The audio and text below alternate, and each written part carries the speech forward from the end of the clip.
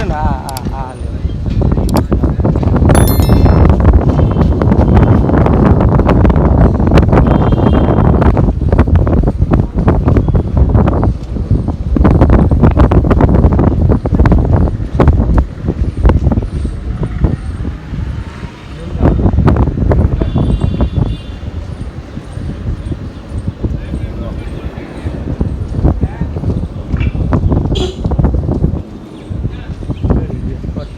દીપકભાઈને મળીએ અને પૂછી જોઈએ કે આપણે પોરબંદરની વાડી પ્લોટની શાક માર્કેટ છે એ કેટલા વર્ષ જૂની છે અને કેટલા વર્ષ પહેલાં એનું સ્થાપન થયું હતું.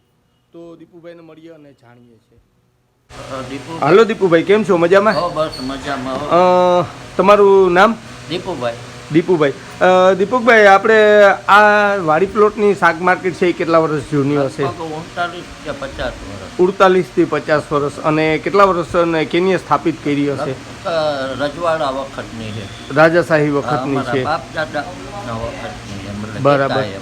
અને ત્યારના જમાનામાં અહીંયા આજુબાજુના એરિયામાં કોઈ શાક માર્કેટ નહીં હોય એટલે અહીંયા આ વાડી પ્લોટની શાક માર્કેટમાં લેવા આવતા બધાય.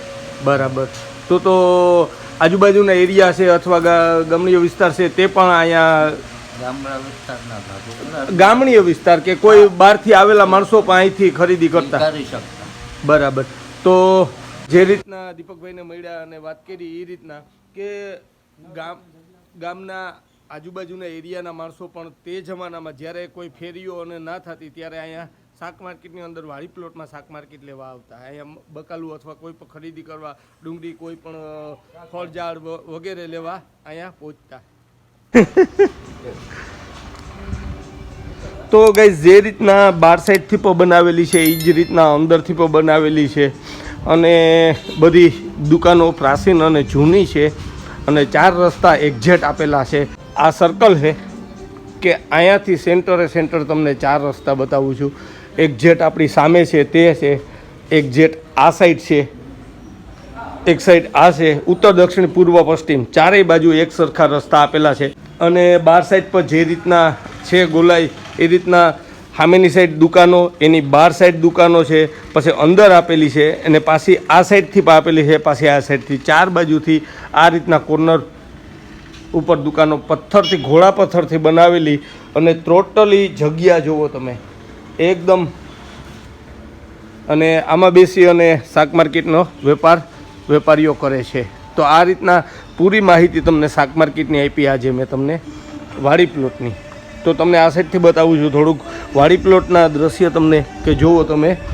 અત્યારે બંધ છે, સવારમાં જ ખરીદી થતી હોય છે અહીંયા અને એકદમ પ્રાચીન બાંધકામ છે અને એકદમ ઝકાસ હાલતમાં છે. જુઓ તમે, આ સર્કલ છે.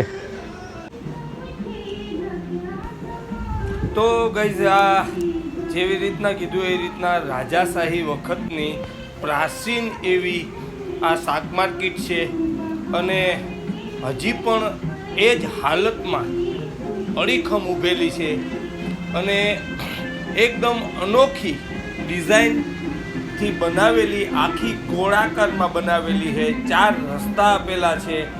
બાર સાઈડ, એની અંદર સાઈડ, એની અંદર અને એની અંદર 3 સાઈડથી 3 દુકાનો આપેલી છે. તો આ જુઓ તમે, આજથી 50 વર્ષ આશરે અંદાજે આ માર્કેટનું નિર્માણ થયેલું હતું. તો આ આખી સંપૂર્ણ માહિતી હું તમને આપું છું. જુઓ તમે, અનોખા એકદમ 4 રસ્તા આપેલા છે, અંદરથી 4 દરવાજા આપેલા છે. જે સમયમાં બંધ થતા હશે જે રીતના ડિઝાઇન અને કોતરકામથી બનાવેલી છે એ રીતના. તો આ પોરબંદરમાં અડીખમ ઊભેલી આજે મેં તમને બતાવી છે એ છે શાક માર્કેટ આપણે વાડી પ્લોટની. તો પાછા નવા વિડીયોમાં મળશું. ત્યાં સુધી રજા આપજો. જય હિન્દ, જય ભારત, જય લીરબાઈમાં. અને જુઓ તમે, હજી જે બની હતી એ જ હાલતમાં અડીખમ અહીંયા જોવા મળે છે. રાજા ભાવસીજીના જમાનાથી અથવા રાણા સાહેબ બાપુના જમાનાથી આ બનેલી માર્કેટ હશે અને એની નીચેની યથાવત જે સમયમાં તેમની આપણે અત્યારે સ્ટાઇલ વગેરેનું કામ કરીએ છીએ અને આ ઘોડા પથ્થરથી બનાવેલી છે. અને આ બધી સાઈડ જુઓ તમે જે. તો ગાઈઝ નવા વિડીયોમાં પાછા મળશું, ત્યાં સુધી રજા આપજો. જય હિન્દ, જય ભારત, જય લીરબાઈમાં. આજે તમને વાડી પ્લોટની શાક માર્કેટની મુલાકાત કરાવીને સંપૂર્ણ માહિતી આપીશ કેટલા વર્ષ જૂની છે તે.